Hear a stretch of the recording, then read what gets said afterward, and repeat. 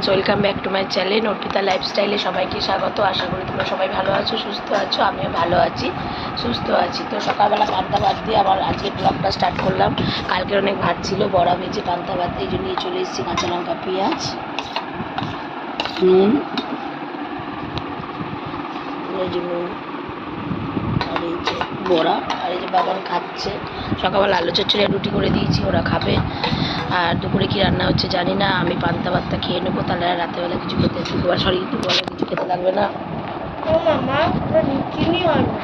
চিনি আনি খেতে লাগবে, খাওয়া হয়ে গেছে তো ব্যাস। তো তো এই খাওয়াটা এখন শুরু করলাম, কারণ কী বলো তো, খেয়ে খাওয়ার পর কাজ মানে দুপুরবেলা খেয়ে দিয়ে না আমি যেতে পারি না, আমার খুব শরীরে অস্বস্তি করে। আর যেহেতু আমার আজকেও যাওয়া আছে, তাই জন্য আর নেক্সট টাইম আমি আর করবো না। তো এই বসে রয়েছি। তো কালকের ব্লগে আমি একটা কথা বলেছিলাম, তোমাদের সাথে শেয়ার করেছিলাম যে আমাদের পাড়ায় একজন কার এরকম হয়েছে, তার সাথে নিশ্চয়ই কম বেশি আমি চাইবো তোমরা যারা যারা আমার ভিডিও দেখো বা ভিউয়ার্সরা আছো, তারা অবশ্যই ভিডিওটা দেখো এবং পারলে শেয়ার করে দিও এবং কমেন্ট করো। কারণ এরকম অনেক ভিউয়ার্সরাই আছে নতুন, যে তারা তাড়াতাড়ি মনিটাইজারের জন্য বা ওয়াচ টাইমের জন্য বা ইউটিউব থেকে কোনো পেমেন্টের জন্য তাড়াতাড়ি করে সব কিছুতে দিয়ে এরকম ভুল করে থাকে। তো তারা যেন এরকম ভুল না করে, সেই কারণে আমার এই কথাটা বলা। তো তোমরা সবাই সতর্ক থেকো। আর যারা যারা এই কাজটা করছো তাদের বলি, কখনো এরকম কাজ করো না। কারণ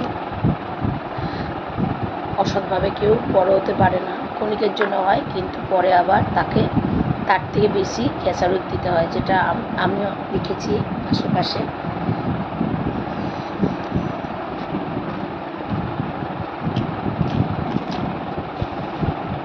তো সেই অভিজ্ঞতাতে আমার এটা বলা।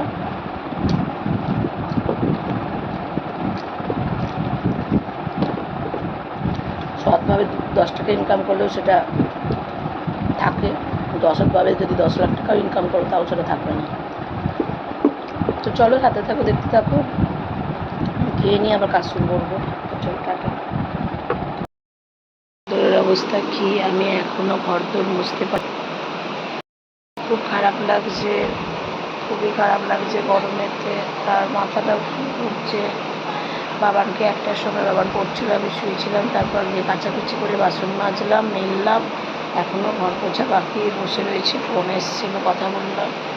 শরীরে একদম ভালো নেই, একদম শরীরটা ভালো নেই। প্রচণ্ড শরীর দুর্বল হয়ে গেছে। কী করবো জানি না। তো চলো, দেখতে থাকো। আর কী করবো, আবার বেরোতে হবে, ভালো লাগছে না। চলে এসেছি সত্যপুর স্টেশনে। আর দেখো কি রোদ, আর তেমন ফাঁকা স্টেশন। আমি পুরো রোদে এখন 4টে বাজে। তখন আমি যাওয়ার জন্য ব্যারাকপুরের ওখানে যাবো, কল্যাণী সুবন্ধ ধরবো বলে দাঁড়িয়ে আছি। আর পাখার তলায় আমি গিয়ে রোজ দাঁড়াই, কারণ এত গরম, আর গরমে আর পারা যায় না। আর তেমন দেখছো তো স্টেশনটা কতটাই ফাঁকা। এসেছি, প্রচণ্ড গরম। আর ট্রেনে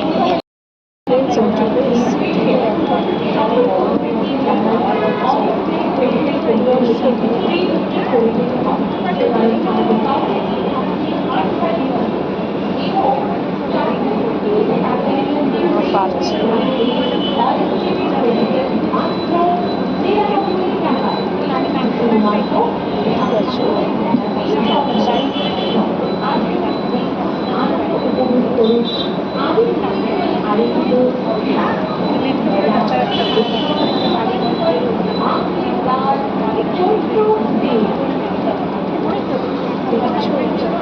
গরমে আর পাচ্ছি না, এত গরম পড়েছে,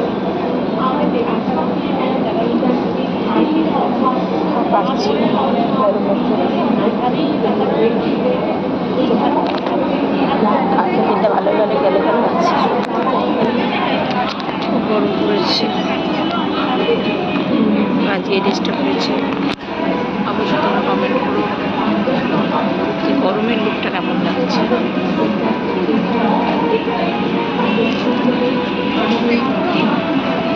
সাথে থাকো, দেখতে থাকো।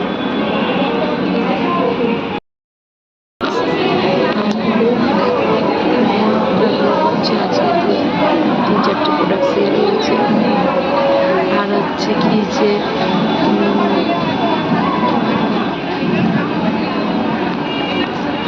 সন্ধ্যেবেলায় মাত্র চাল মুড়ি আর একটা সিঙ্গারা খেয়েছি, একটা গুড় খেলাম, বসে আছি। দেখা যাক কতদিন কি হয়।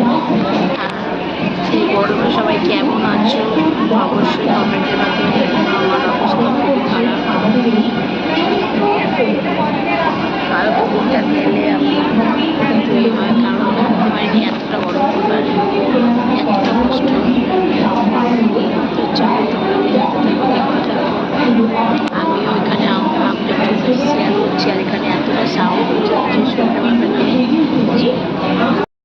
দেখতেই পাচ্ছ আমার বাড়িও চলে এসেছি, ভাত বসে দিয়েছি, আলু ভাজা বসে দিয়েছি, সবই হয়ে গেছে, আলু ভাজা হয়ে গেছে, ভাত হয়ে গেছে। ফ্রেন্ডস দেখতেই পাচ্ছ আমার স্নান টান কমপ্লিট, মাথায় তেল দিয়ে আবার স্নান করে ফেললাম, দিয়ে এবার এসি চালিয়ে দিচ্ছি। এবার যাবো নিদ্রায়, কারণ অনেক রাত্রির হয়েছে। আর দেখো গরমের মধ্যে মুখে একটা র্যাশেস বেরিয়ে গেছে, খুব টেনশানে, মানে মুখে কিছু বেরোলে খুবই ভয় লাগে। আর দিয়ে ভাত করে দিয়েছি, ভাত আলু ভেজেছিলাম বললামই তখন তোমাদেরকে, দিয়ে ওরা খেয়ে নিয়েছে, আমি খাইনি, কারণ আমি সন্ধ্যেবেলা টিফিন খেয়েছি। এখন আমি কিচ্ছু কোনো শুধু জল ব্যাসা কিচ্ছু না। পারলে একটু দই খেতাম, কিন্তু না, এখন দইও খাবো না, কিচ্ছু খাবো না, লস্যিও খেয়েছি। আর আমি রাতেবেলা সবসময় চাই মানে না খাবারটা, মানে ডিনারটা স্কিপ করতে, কারণ রাতেরবেলাটা যতটা একটু কম খাওয়া যায় এই গরমে ততটাই ভালো। তো দিয়ে বাবানের খানিকটা বাবানের সাথে পিছনে লাগলাম। বাবান বলছে কাশ্মীর যাব, সিকিম যাব, সিমলা যাব। তখন আমি বলছি হ্যাঁ যাবো। আমি বলছি যে হ্যাঁ কী দরকার, বলছে না আমি বরফে যাইনি, আর ডিপে তো বরফ আছে, তো সেই বরফগুলো ডিপ ফ্রিজ থেকে বরফগুলো বার করে নিয়ে ঘরের মধ্যে নিয়ে বরফের ঘর হয়ে যাবে, তাহলেই হয়ে গেল বরফের দেশে যাওয়া। আবার কি যেতে হবে, এই যে মুখ ফুলে গেছে, এই যে মুখ ফুলে গেছে, সিকিম যাবে, এখন সিকিম যাবে। তো চলো তোমরা সাথে থাকো, দেখতে থাকো। আর যা আমার এই ভিডিওটা ভালো লাগলে অবশ্যই লাইক কমেন্টস করো, আর শেয়ারটা কিন্তু অবশ্যই করা। যারা যারা এখনও আমার পেজটা ফলো করোনি অবশ্যই আমার পেজটা ফলো করে দিও, অর্পিতা লাইফস্টাইল। ফেসবুকে গিয়েও অর্পিতা লাইফস্টাইল ফলো করে দিও।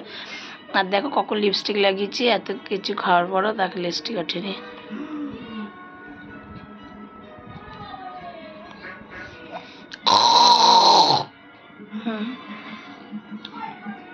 আমার মাঝে মাঝে কানের এরকম প্রবলেম হয়।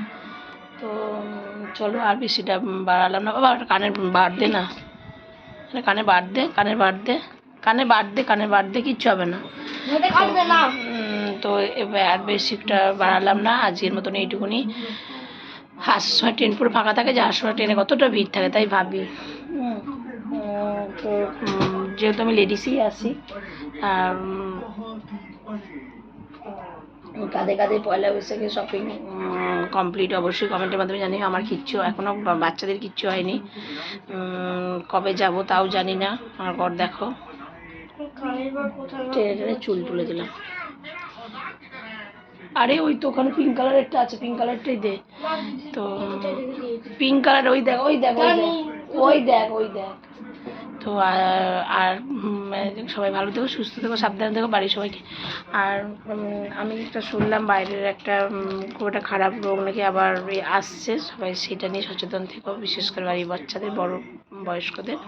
তো চলো টাটা, গুড নাইট, সবাই ভালো থাকবে, সুস্থ থাকবে, সাবধানে থাকবে। আবারও বলছি সবাই সাবধানে থাকবে, সুস্থ থাকবে, খুব ভালো থাকবে। টাটা, কাল সকালে আবার আসছি। Good night.